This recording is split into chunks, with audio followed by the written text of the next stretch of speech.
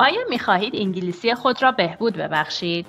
اگر شما برای برنامه انگلیسی مهاجرین بزرگسال واجد شرایط هستید و نمی‌توانید در کلاس شرکت کنید، شما می‌توانید انگلیسی را به صورت رایگان با یک معلم خصوصی داوطلب یاد بگیرید.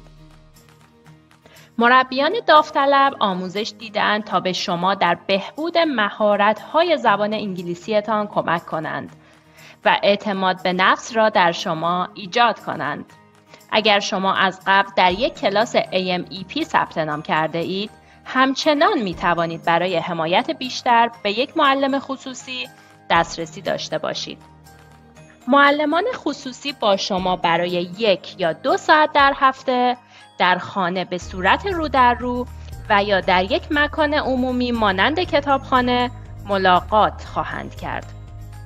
و یا دروس را می توان در صورت لزوم به صورت آنلاین نیز پیش برد.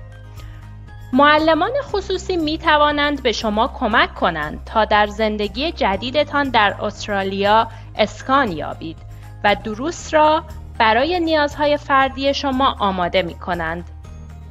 فرصتتان را برای پیشرفت در زبان انگلیسی با این دروس رایگان از دست ندهید. این فرصت برای تمام مهاجرین و پناهندگان در سیدنی و کانبرا مهیا است. امروز با ما تماس بگیرید.